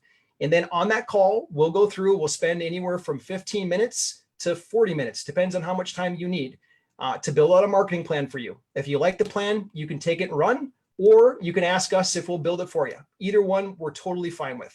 Okay, so that's socialmediablueprint.com/call. I am going to go over to our question board and we are getting loaded up. Okay. And Josh asked the question. It's called What's Up? Yeah, the app. It's called What's Up. Literally, it's a little green icon. Let me see if I can show it right here. It's a little green icon. I'm going to put my finger right next to it, but that's it right there. So in the App Store, look for What's Up. It's app, APP at the end, WhatsApp. And a lot of sellers already have that. It's like one of the fastest growing messaging apps in the world right now. So a lot of people already have it. You can do video calls. If you want to do the screen record, you've got to get another app that does screen recording. Some of them are paid, some of them are free, but the WhatsApp is the video call part of it. Okay, awesome question. Christian, what other software or platform do you see in the combination of Facebook minus the CRM? So CRM, yeah, I'm glad you took that one out because there's a million CRMs, not a million, but there's probably 100 CRMs that could do this stuff. What other softwares do you need? It depends on your CRM because some CRMs, they connect directly with social platforms. So they'll pull the leads directly. If it's not one that connects directly, we either have to write custom code or we have to use an integrator, which is like a bridge to bring leads across. Things like Zapier or Parsi or LeadSync, they are a bridge to connect a social platform to your CRM. Beyond that, you don't need a lot. I like to use a software to help me with comparable market analysis. You don't have to use that. Zillow's okay, doesn't work great, but Zillow will do some work for you. And or realtors can pull comps, but I like to use a software to pull comps. There's a lot of them out there though. The one that I happen to use right now is called PropStream. Drawing a blank for a second. PropStream. So that's it for softwares though. You don't need a lot. This business is pretty simple. It's leads, calls, and offers. And when people overcomplicate it beyond that, like literally the first 400 deals that my team and I, we had no CRM. We did it off of a Google spreadsheet. we were the follow-up process. Like we didn't have automation. So when people try to overcomplicate it, then sometimes I get worried, but it's leads, calls, and offers. Great question. Okay. Next one, how would you learn about the automation software? Christian, what I would do is I would book the call with my team and let's talk about it. We'll show you. We'll walk you through and show you the ones that we're using and show you how it works. We'll go into my ad account. We'll show you the ads that I'm running and really give you a deep dive. That way there you can see it in action and you can see if the automation side makes sense for you or not. But you could, if you wanted to start to research that, you could look into ManyChat automations. There's a bunch of YouTube videos on it. Just know that it's not just the automation itself, it's the campaign, it's the conversation you're bringing them down. If you bring them down a conversation that they're not interested in, they're going to tune it out. But if you enter their world, what keeps them awake at night? What are they thinking about? What are they worried about? Like Cynthia, who came to me being foreclosed on, she responded to an ad because the language that I wrote in the ad was exactly speaking to her situation. So that's the main thing. Okay. Next one from Laura. Laura, nice to have you. Laura says, can you put the current presentation on the actual page the presenter is referring to? The page is now on Myth 2. Oh no, sorry, that must have been a while ago. I apologize about that, Laura. Well, we'll see if we can fix that later. Right now, I'm a little bit late, but if there's more questions you have on it, though, please tell me, and I'm happy to. Mike, hey, Mike, how you doing? Mike is a real estate guru, deal making machine. Can you help me? Can you help a dumb old coot like me? Actually, it's funny. We've got a couple different age groups, so to speak, that jump onto this. We've got some of the folks that are like the early adapters, the young folks that social media makes sense. Let's go. Boom. We've got some folks that are college students right now that are on the platform, but we also have an equal amount of people that are seniors. They have grandchildren. And either one we can help. It's funny that the folks that are like the college age students, they don't need much help with the tech stuff. They just need help with what to say, how to present it, all that kind of stuff. And then when you go to the folks that have more life experience, they need all the help with the tech stuff, but less help with how to talk to people. So it's funny. We spend about an equal amount of time with either one. It's just on the opposite end of the spectrum. It's kind of fun. But yes, Mike, we can definitely help. No problem at all. Okay. Next one, Thomas, I would love your help. Awesome. Thomas, all you got to do is use socialmediablueprint.com/call, and then we'll connect. Looking forward to it, man. And the next one, do you have a source for us to use a virtual assistant like a VA? Yes, Mary. I hesitate when I answer because I don't like endorse. I don't have an affiliate relationship or anything like that with a specific VA place, and I don't use a VA service. I happen to have a couple of VAs, but I've found them through other places. So I don't have like a service that I can say, hey, go use this one. But on the call, remind us to talk about it, and then I'll connect you with the one that I used a couple of years ago. They seem to be pretty good. Okay. Thomas, what forms are required to get a property without funds and still make $400 profit from renting? A couple of things. So the first one, Thomas, to get a deal, it starts with this one. This is called a purchase agreement. You can literally download these things by Google searching them. There's always a state purchase agreement. So like if I were going to do it in New York State, I would type New York purchase agreement, and then I would see what Google brings up, and I would use one of them. Now, there are clauses you want to make sure you have in the contract. So just make sure that you don't like run in blind and do a deal without having the right clauses. You want like an inspection contingency. You want to make sure that you got all the state required disclosures like lead-based paint, radon. Every state's different. So I can't cite them all off, but that's the only thing I would say. Okay. So purchase agreement is number one contract. That's what helps you buy the house. Okay. I would want to write it up as a subject to contract, or another way to structure it is called a wrap mortgage. And I don't want to confuse people with that. I want you to know this though. There's 17 different ways to buy houses, 17 different ways. What you got to know is this. I bought my dad's truck from him without paying him money up front. Instead, I paid him monthly payments. And then later he transferred me the deed. Okay. There is many ways that we could have done that transaction. Just know that with houses, it's similar. There's many ways that you can accomplish that. There's 17 different ways. But the important thing is that you understand that you can do it. What I like to do after I've got a signed purchase agreement with the seller is then I take it to my real estate attorney and I say, hey, attorney, here's the situation. I got the signed contract. I don't know how best to write it up. Why don't you write it up for me? And then the real estate attorney takes care of it from there. So I would want to buy it with a purchase agreement, some subject to purchase agreement. And then I would turn around with my end buyer on a rent to own to make my $400. I would either rent it out at a higher price per month, or I would sell it to a rent to own buyer, which I'd also have my attorney draw the contracts for. We do have almost all of these contracts in our arsenal for our members. The thing is that I still want you to be in the habit of taking them to your attorney to review, because every state has a little bit different nuance, and I don't want anyone getting in trouble or anything like that. So take it to your attorney essentially. Okay. Next question. One more question, if I may ask. What people do you need in place in order to do creative finance remotely? Would I need a contractor, realtor, anything else? The ones that I can think of right now. So it really depends on what you're trying to do. Josh, if you just were going to wholesale, I've wholesaled a lot of deals without ever seeing them, hundreds of houses. And I don't say that at all to boast. Like, thank God he helped me out of a tight spot and I had to make it happen. That's part of the reason I was pushing so hard. But hundreds of those houses I never saw, never once. Wholesaled them all remote. I was sitting in Chicago sweating over a stupid failed development project, trying to get it done, working for free, wholesaling houses in Milwaukee. I wasn't driving to Milwaukee every day. I'd go there like once a month if I could. Like, I was sweating to get that big project done, and I did those remote. So I say that because you can do wholesaling remote. Like, it's totally possible. A lot of the people that I showed you earlier, Sandy, she's sitting in Canada doing deals in Wisconsin right now. In Canada, never been to any of these houses. She's got a third deal already.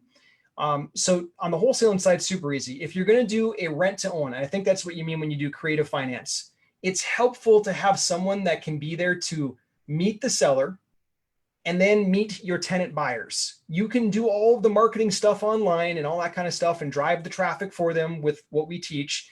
But you got to have, it's nice to have someone that can go meet people for you, shake a hand. Now, I'll let you in on a little secret, because for a while I struggled with this. I'm like, oh gosh, how am I going to train somebody that's remote? And there are thousands of trained professionals that would love to do that for you. Do you know what their job title is called? Guess. Anybody guess that one? Thousands of trained professionals that are in real estate, that even have a license, that would love to get a commission for doing services for you on the ground. Who might that be? Yeah, you guys got it. Look at that. Exactly. Realtors, agents, brokers. Exactly. So what I'm doing right now, like our overflow, when I get too busy in Milwaukee, the person that's going out and doing the lead running, great guy, fantastic. He runs a small brokerage. He's out there doing it. Boom. Actually, he's doing way more than I am right now. I went out and did this one. And we pay him a percentage. Okay. You're going to need to pay these people naturally, but if I can give somebody 10% of what I'm making, or even 20%, even if I had to pay 50%, I wouldn't encourage that. But if I had to, it's better. 50% of something is better than 0% of nothing. You know what I mean? So you get somebody on the ground for that. You can typically get a realtor to do this stuff for $1,000 per transaction. If you're going to make 10,000 and you pay out somebody $1,000, well worth it. Money well spent. So then you can do this stuff very, very remotely. Okay. Great question. I am going to go to the next one. Can you explain what transactional funding is and how it generally works? So Mike, yeah, I can. Thanks for the question, Mike. So transactional funding works like this. If you are going to close on a deal, let's just say we're in the state of Texas. Texas requires that when you're going to buy and sell a house, you have to season it in the middle. You can't just like, they call it double closing when you buy it and sell it the same day. But Texas says you can't do that unless you physically close on it and then you wait a couple days. It's a 3-day period. Texas might be a day. And then the state of Washington is 3 days. Oregon is 2 or 3 days. There's several states that have this seasoning period. So during that period, you or I, if we're the wholesaler, we have to physically have the money to close on it. Okay. And a lot of people don't have cash, like in this transaction right here, this is $126,000 cash that would have to come to the table. So what happens is we go out and we find a lender. They're called transactional lenders. They'll borrow you the money. They'll borrow me this $126,000 for 1 day, 3 days, doesn't really matter as long as it's a short period of time. They'll borrow it to me. They never send it to me. They send it to the title company. They borrow it so that we can then close on it and then sell it to our end buyer. Now, they do have requirements. One of the biggest requirements is that we actually have an end buyer. They want to know that the end buyer's there. They don't want to put their money in the middle and then not know if it's going to come out and pay them back. So they want to know that they've got an end buyer there. So that's how it works, though. You can find them. There's a website there's a lot of websites that do it, but besttransactionfunding.com. I've referred people to those guys for years now. I've never personally used them. I haven't had to. What I've done when I've needed transactional funds before is I find a local that does it. There's always somebody local that did it. Then in Minneapolis, the first guy that I found, he was a retired attorney that would do it for people. And he would do it for 1% of the purchase price. So on a $126,000 deal, he would charge $1,260. And that was his flat fee for doing the transactional lending. Some of these companies online, they might charge more, but there's a million of them out there, probably 50 of them out there that you can do it with. So that's how that works. Okay, great question, Mike. Thanks for that one, man. Okay, next one. Let me switch over to this side, make sure I didn't miss any that got put on the chat roll. You can use the chat or the questions. I just get a little bit lost in them. Okay. All right. I see, Brett, your question too. Yes, I need help. I need you guys to build it. And you left me your 941 area code number. You must be in Sarasota. Awesome. Favorite place. Actually, it's technically my wife's favorite place. It's in my top 5. But my wife and I lived there all of last year, and we're physically not there right now. We're up in Wisconsin right now because of the whole COVID thing. We had an Airbnb property in Wisconsin that went vacant, and it made sense for us to come back to Wisconsin to reclaim the property and get it ready to either sell or sell as a rent to own. So we're in Wisconsin right now, but we're going back to Sarasota again. Beautiful place. It's getting a little hot this time of year, though. Wisconsin's nicer in the summer. Okay. How can we get started today? Tiffany asks if you've already done this and you want to get started. Tiffany, if you've already talked to our team, just shoot me a quick email and we'll get you started on Nate@socialmediablueprint.com, Nate@socialmediablueprint.com, Nate@socialmediablueprint.com, and we'll get you started. No problem. So cool. Looking forward to working with you, Tiffany. Awesome. And then Josh says, yes, awesome. Yes, it's really popular outside the US as well. Yeah, What's Up? What's Up is super popular. You're right. Okay. Miguel, he says, I came late to the webinar. Can you send a recorded version? As long as Zoom does its job, I'll get a recording out. Just sometimes Zoom gets a little bit finicky. Like Zoom went through the roof, like during the whole coronavirus. Have you seen Zoom stocks? They have went up tremendously in value. So there's so many more users. Everybody had to go online. Every school, every company, like we're going after these video platforms like this left and right. So sometimes it gets a little funky and it doesn't work always. So yeah. Josh says, agent, thank you so much. Yes. Awesome. Brett says, awesome. I saw your Sarasota posts. Cool. Yes. I look forward to meeting you as well. Okay. Brett says, I got your calendar. Awesome. You're on the calendar. Awesome, Brett. Looking forward to it, man. Okay. Let me jump over to this side. Can you put the current presentation? Okay. We talked about that one. I'm going to make sure I erase that one. Thomas asks, how do you find your buyers? Great question, Thomas. This is a good one. In this kind of market right now, buyers are easier to find than sellers. But I want to caution you, you don't want just any buyer. Give me a couple minutes on this one. This is going to help you a lot. This is going to make you at least an extra 20%, $2,000, $3,000 per transaction, and it compiles over time. I'll tell you this and how I learned this too. So when I first started the wholesale side, firing through properties as fast as I could and all that kind of stuff, I was kind of going it alone at that time, firing through the properties. And I was used to making a $5,000 margin because that's kind of what I knew. Wholesalers make $5,000 and this is what it is. So 5 grand. And then my business partner came in from an outside perspective. He was from a totally different industry. And he said, Nate, for all the work you're doing to make 5 grand, like this doesn't make any sense. You need to raise your price. And I said to myself, like, no way, like that's not possible. Buyers are never going to pay more. How am I going to do that? He said, Nate, you might not be working with the right buyer. Let's take a look at this. And so we started analyzing things. We eventually identified the right buyer. And I'm going to tell you about this. I call it the best buyer. I've got a whole training on the best buyer, and we teach all of our members about the best buyer because this will compile over time. So I went from making 5 grand per transaction to, after implementing what this gentleman, my business partner, taught me how to do, we raised it in a course of 391 deals. Our margin went from 5,000 up to $12,126. $12,126 on 391 deals. We did a case study and measured it. And so it wasn't just double, it was more than double. And it was a couple things. Number one, the best buyer. I'm going to teach this in just a second. It was the best buyer. And then the second part of that was that I just had to have belief that that buyer was out there. When I pigeonholed myself into taking the first buyer out there and just firing off a property, I made this much, 5 grand. And then once I had the belief that there were more buyers out there that valued what we were doing, that valued these deals more, then I started making this number, the 12,000 plus number. And I want you to learn this. Okay. So the best buyer is typically, and I'm talking about houses that are under 200 grand. If you're in a market that's like 500, 400, 500, this doesn't apply. Your best buyer is typically a flip buyer, or a rent to own buyer is actually the best buyer for those houses. Different day, different subject. But for houses under 200 grand, let me speak to this group of people first. Under 200 grand, your best buyer is a landlord buyer. Why? There are a lot of flippers. You'll get hit up by flippers every single day wanting to buy the houses that you put out there. We run ads to find them, Facebook ad. I'll show you all about that. We can talk about that on the call. Socialmediablueprint.com/call.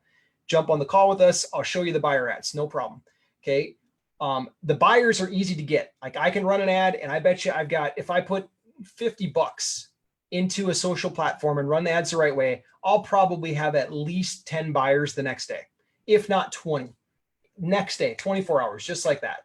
Okay. Now the trick is that I don't want every buyer. I'm going to segregate out the flippers, because the flippers need to buy it where I'm trying to buy it, because they got to account for things like more expensive renovation costs. They're going to put granite countertops in. Whereas the landlord buyer, they're just going to paint the place. They're going to save the countertops. Okay. The flipper buyer, they got to account for realtor fees. They got to account for holding costs. The landlord buyer doesn't have to account for any of that stuff. The landlord buyer is going to get in there. They're going to clean it up a little bit. They're going to put a renter in it. Done. Boom. The landlord buyer is going to be able to pay a little bit more than the flipper buyer.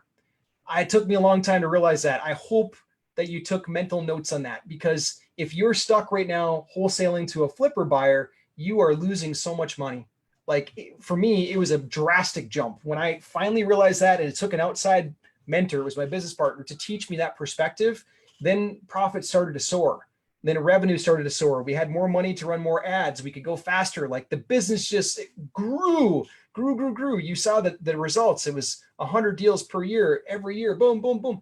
And it was because we had more money, plain and simple. And it's not that any of us are in this to like be this greedy person taking a bunch of money. I'm sure that all of us have our thing, like the charity that you support, and the folks that the money is actually going towards, your family, the little guys in your life, the little girls in your life. There's more to it than just the money. I don't want to get stuck on that tangent of like, oh, you got to make more. I want you to be able to earn more though for what you're doing. So your best buyer is the landlord buyer, sub $200,000. Now over $200,000, your best buyer is a rent to own buyer, better than a flipper even. We'll have to cover that one a different day because I got more questions here. But if anybody wants to know that one, hit me up on the call too, and we'll talk about that one. Ask me about the 17 different ways to buy houses. We'll talk about it. But we find our buyers by running ads. Thanks for the question, Thomas. Okay, Grace. Grace, can we watch this on repeat? Yes. Hi, Grace. Nice to have you on. We can watch this on repeat. Yes, as long as Zoom doesn't break down on me. I'd like to hear it again. You'd like to hear it again. No problem. Yep. And do you have a written step-by-step to read through? As we mentally imagine the leads, the calls, the offers, how do we imagine closing the sale in the timing? I don't have a written version of this, but I will definitely get you the replay as long as Zoom does its job and records everything properly. We'll get you the replay for this. And if you hit me up with this question on the call, I have another, it's a 7-pager, it's a PDF, and it breaks down a lot of this journey. Just remind me on the call, Grace, that you want the 7-page PDF. It's called, it's 7 mistakes that real estate investors most commonly make, but it reverse engineers it. So that's a 7-page PDF that will probably help you with this. Cool. Thanks for the question. Mary Ann says, do you give percentage of non-refundable option deposit that you get from the buyer to a realtor? Oh, great question, Mary Ann. Great question. So Mary Ann's asking, okay, so we got this deal. We signed this contract with the seller. It's a seller finance deal. Now we're looking for our buyer. We have an agent that's doing work for us and meeting tenant buyers or rent-to-own buyers at our property. They find one. That rent-to-own buyer has a $10,000 down payment. We call this option consideration or non-refundable option deposit. Depends on what state you're in and which contract you're using. It's a down payment, okay? They bring the $10,000 down payment. Do you pay part of that to the real estate agent? Yes, absolutely. Absolutely. 20%. That's what I target. That's what I pay typically. I want the real estate agent to get a big fat check. I want them to be motivated to get me a bigger down payment check. So yeah, they get 20% down. Okay. I also pay them up to 3% of the sales price. And if they might not get it all up front, so maybe let's just say that they get $2,000 up front and it's a $100,000 sale. So they should have made $3,000. So they get $2,000 up front. I'll give them the other $1,000 to make it $3,000 when the tenant buyer cashes us all out. So I want to make sure that they know that they're getting paid well for being part of the deal. Does that make sense? Let me know on that one. Grace says, your renter buyers need to pass inspection in a rental zone, right? We do put them through an application process. My rent to own buyer, what they're doing, and it's not really a rent to own. Actually, in some states, Texas, like that term is so bad, all that stuff. It's a rental agreement or a lease with an option to purchase. We call it rent to own. We call it lease purchase because that's kind of what the general public knows it as. But I want to specify for you as a real estate investor so that when you're talking to your attorney, you know what contract to tell them. We have these contracts as part of our program. But I want you to know that it's actually a lease with an option to purchase. That's the 2 legal documents that make the rent to own. Okay. So do our folks, our rent to own buyers, have to pass a rental application or inspection? Yeah, they do. It's a standard rental application, except I don't care about credit.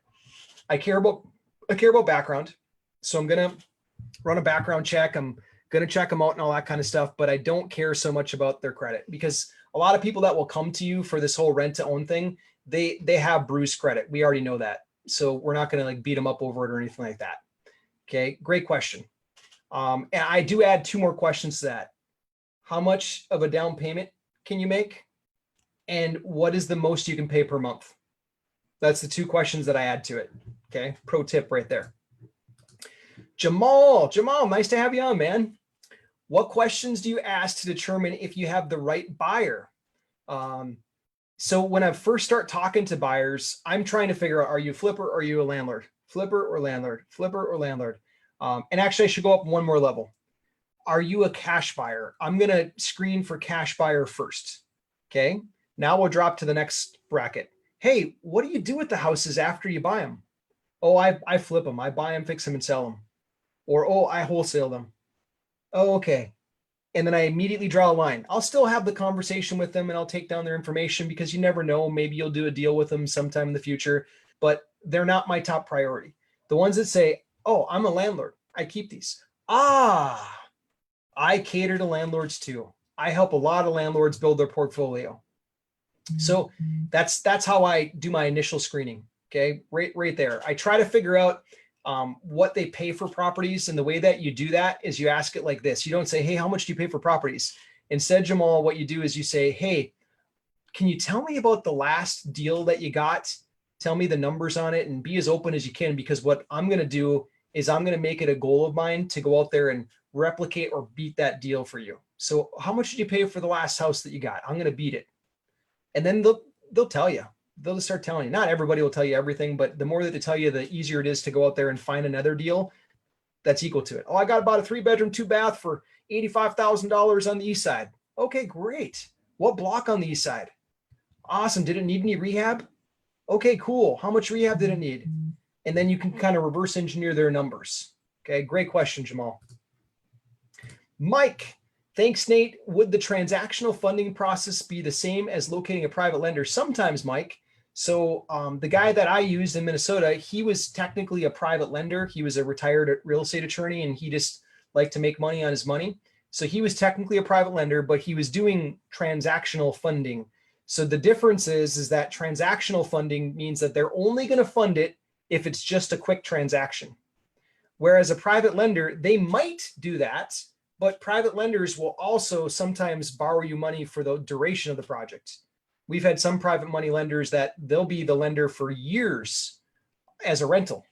We've had some that they'll do 6 months and then they want to get paid back after the house is renovated. So it could be the same person, but also it could be different people. Transactional funding, that's a one and done quick kind of deal. Whereas private lenders, they might do that, but they'll also do longer term deals with you too. Great question. Mike says that makes perfect sense. Awesome.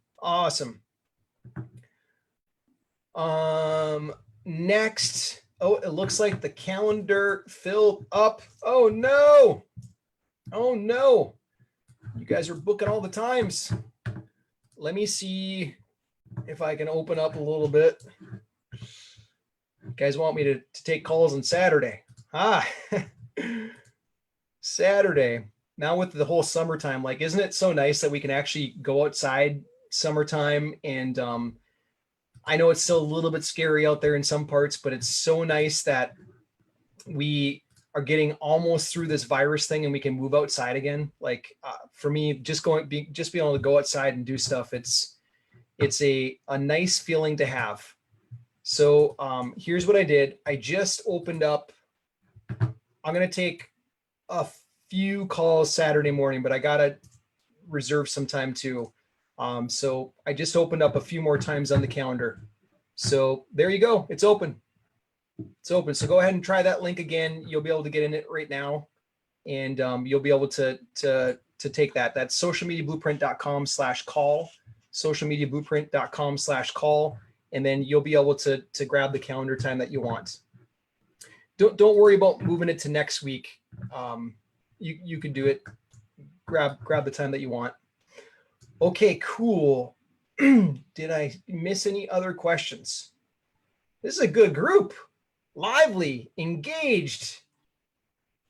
I got another request for the replay. I'm going to try. I'm going to try to send it out. So if Zoom does its job, as soon as I press the done button, I will send it back out to everybody, and you'll get a replay. It'll probably come out tomorrow morning. I'll need to work on it a little bit and get it all set up. But if Zoom did the recording, everybody will have this tomorrow, so you can go back through it and pick some nuggets from it. For those of you that have booked calls, I look forward to it. You guys filled up my calendar. I'm excited about it. We're going to talk about the marketing plan for your area, and we're going to see if that helps you. If it helps you, awesome. You can either take the marketing plan. There's a siren outside. Sorry about that. The beauty of working from the home office, right? But for those of you that we're going to build the marketing plan for, awesome. I look forward to it. You can either take that marketing plan and run with it, or if you want us to build it for you, we can talk about that too. Either one is okay with us. Totally fine. And Jamal says, if you decide to use a realtor to show the property to buyers, what do you say to the seller? Oh, this is a good one. And Daryl says, I'd like to set up a meeting. Awesome, Daryl. You can do that right now at socialmediablueprint.com/call. That's socialmediablueprint.com/call. I just put it back on the screen for everybody. socialmediablueprint.com/call. Now, Jamal, your question's an interesting one. When you use folks to represent you, like a realtor, etc., What do you say to the seller? I'm totally transparent. Like, and this brings up another question. Like sometimes people are nervous, like, hey, what do I say to the seller if they ask me if I'm paying for this with cash out of my own pocket, or if they ask me if I'm a wholesaler or all that kind of stuff? I tell the truth. That's it. I look straight at the seller. I did it last Friday when I was with the seller. The seller said, hey, what do you do with these houses? And I said, sometimes I buy them and sell them. Sometimes I buy them and I keep them. Either way, what I'm going to make sure happens is that whatever we agree upon, we're going to put it into an agreement, and I'm going to make sure that I deliver. If I promise you a certain dollar amount by a certain day, I'm going to deliver. If it works, awesome, we'll do it. If it doesn't work, that's okay too. But sometimes I buy these, I keep them. Sometimes I keep them as rentals. Other times I straight up just find another buyer to take over. Either way, I'm just going to make sure that you get taken care of according to whatever agreement we come to. Does that sound cool with you? That way there, I don't have to hide anything. Okay. And then if I'm going to use a realtor, I tell them, hey, so Jamal on my team, let's say Jamal, you're my realtor. Jamal on my team is going to be there tomorrow at 2:00. He's going to be helping us with this transaction. I can't make it there myself, so I'm going to have Jamal come out there for me. So I just tell the seller. There is nothing like just being straight up honest with people, because I learned this principle from one of my grade school friends. His grandfather had this saying. You know how when you're kids, you tell tall tales? I think I got caught telling like a fish tale. My fish was bigger than your fish kind of story. And then my friend's grandpa said, if you always tell the truth, you'll never have to remember what you said. I didn't get that right away, but I totally get it now as an adult. And as I'm teaching my little boy, like, honesty is so important. I never want to be told any fibs, no stories. I want the truth always. And so the way that I'm teaching it to my boy now is that if you always tell the truth, you never have to remember what you said. And it's the same thing with sellers. We don't have to pretend to be anybody that we're not. If this is your first deal, that's okay to tell the seller, hey, this is my first deal. I wouldn't say it with just that, because that's not going to leave them feeling comfortable and reassured. I would say, but I'm working with a group of investors who have bought dozens and dozens of deals in this area. So I'd pull all together. For the folks that are part of our program, like we've done collectively, you'll see when you're inside of our Facebook group, there's hundreds of collective deals that have been done by this group. So everybody that's going out meeting sellers as part of our group, they say, hey, I'm part of a group that's done hundreds of deals. This is my particular first deal, but I'm part of a group that's done hundreds of deals. So I'm going to be bouncing ideas off of my partners back and forth, and anything that we come to, I'll just run past my partners. And that way there, you're being honest. You got nothing to fear. Everybody's got to get their first deal done. I had to. Everybody else did too. So there's nothing that we want to be dishonest about or misleading. We want to tell the truth 100% of the time. So we just tell them that. And then Jamal says, well, what if you do an open house? Same thing. Your realtor is there representing you. Your realtor tells people that they're part of your team. They're honest too. They're telling the truth. We're telling the truth. Like then when a month later, when you're talking to your rent-to-own buyer and your rent-to-own buyer says, well, hey, who is that guy that you had at the house? Was he an agent? You can say, yeah, he was my agent. You just always tell the truth. You never have to remember what you said. So you can tell people like it is.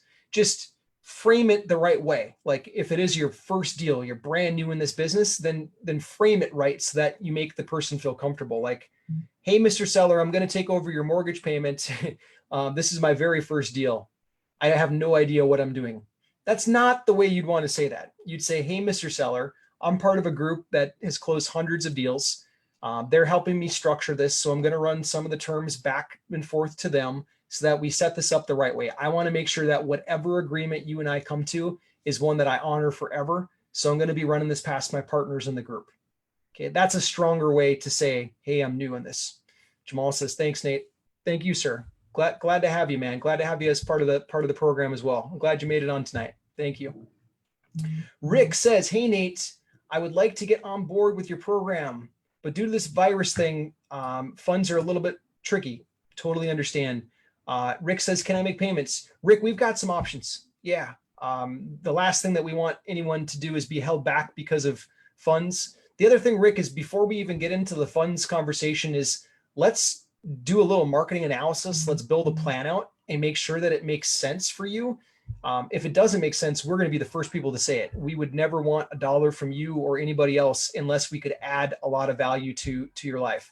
It's the same thing with sellers. Like all the time, If a seller situation is not right for us, I tell them, hey, let me get my realtor friend to list this for you, and then you're going to make more money off of it. Like, I don't ever want to get involved in any kind of business deal where everybody's not somehow winning in the whole equation. So the same thing for you with your ad situation. Like, if we can build something and it makes sense and it would work, okay, great, cool. We can work on some kind of payment arrangement, things like that. We've got a funding company that does it too. But that doesn't really matter. First, what matters is let's see if we can add value. Let's put together a plan. Let's look at your market. Let's make sure it all clicks. Appreciate the question too. Okay, I think we got Rick over here. We got Jamal. You guys have been good. This is like, boom.